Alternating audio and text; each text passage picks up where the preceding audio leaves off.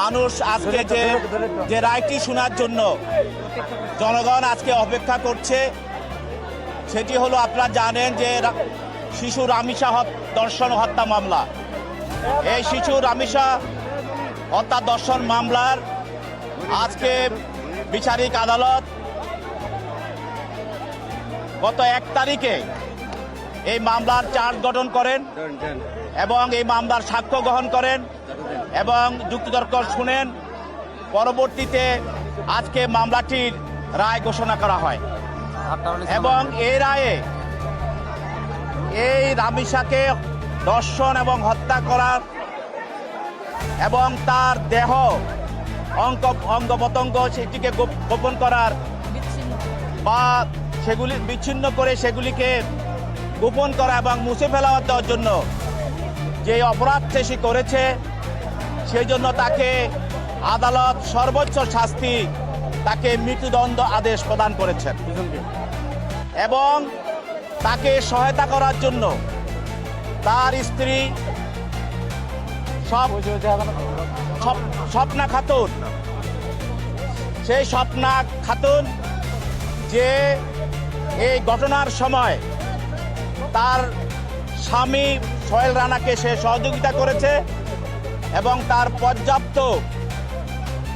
সুবিধা থাকা সত্ত্বেও সে এই ঘটনায় তাকে হত্যা থেকে নিবৃত্ত করার জন্য, দর্শন থেকে নিবৃত্ত করার জন্য কোনো রকম চেষ্টা করে নাই, বরং সে তার স্বামীকে পালিয়ে যাওয়ার জন্য দরজা বন্ধ রেখে সেখানে জানালা দিয়ে সে বের হওয়ার জন্য, পালিয়ে যাওয়ার জন্য সে সহযোগিতা করেছে এবং তাকে সাক্ষীরা বা রামিসার মা এবং তার আত্মীয়স্বজন বারবার তাকে দরজা খোলার জন্য তাকে বলা হলেও সেই দরজা খোলে নাই এবং সে যখন তাকে দর্শন করা হয় রামিসাকে, তখনও তার ক্ষমতা ছিল, তার সেই ইচ্ছা করলে দরজা খুলে ডাক চিৎকার দিয়ে তাকে রক্ষা করার জন্য চেষ্টা করতে পারত, সেটাও সে করে নাই।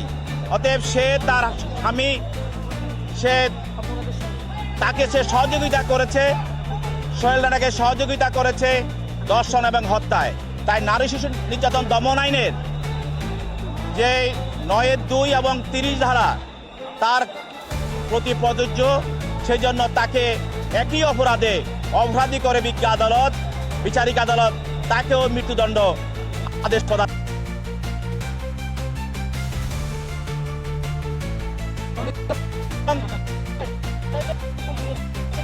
এখানে নারী শিশু নির্যাতন দমন আইনে আছে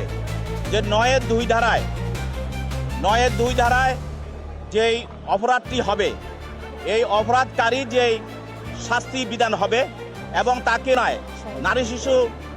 নির্যাতন দমন আইনের 30 ধারায় বলা আছে যে সহযোগিতা করবে, সহায়তা করবে, তাকেও একই দণ্ডে দণ্ডিত করা যাবে। বলছেন শিশুকে এইভাবে যে নৃশংসভাবে ধর্ষণ করে হত্যা করা হয়েছে, সেটা আমাদের দেশের যে শিশুরা আছে তাদেরও যে একটা বিষয় এখানে আমাদের এই হত্যার মধ্যে দিয়ে, ধর্ষণের মধ্যে দিয়ে দেশের নিরাপদ নয়। অতএব এটাও একটা বিষয় এবং এই বিচারের মধ্য দিয়ে একটা দৃষ্টান্তমূলক শাস্তির মধ্য দিয়ে দেশের মানুষের মনে যেরকম মানুষের মধ্যে একটা আশার সঞ্চার করা এবং আমাদের শিশু বাচ্চাদেরকে এই ধরনের নৃশংস ঘটনা থেকে যেন আগামী দিন রক্ষা করা যায় এবং ধরনের ঘটনা না ঘটে, এই বিচারটা একটি দৃষ্টান্তমূলক ঘটনা হিসাবে, শাস্তি হিসাবে পরিগণিত হবে। আপনি জানেন যে আমাদের দেশে নারী নির্যাতন দমন আইন, এইগুলো শিশু ধর্ষণ এবং নারী ধর্ষণ বেড়ে যাওয়ার কারণে এই আইনটাকে সংশোধন করা হয়েছে। এই সংশোধন আইনে আপনাকে বলা আছে যে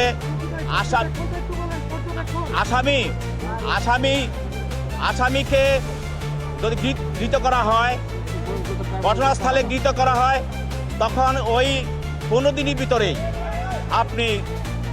তদন্ত রিপোর্ট বা শাস্তি দিতে পারবেন এবং যখন বিচার শুরু হবে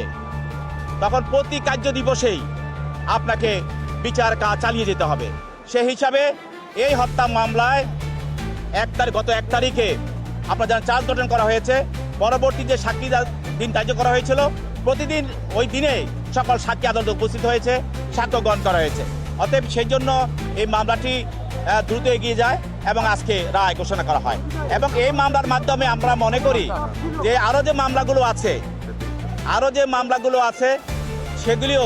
এই মামলাকে অনুসরণ করে সেগুলিও দ্রুতের সঙ্গে শেষ হবে।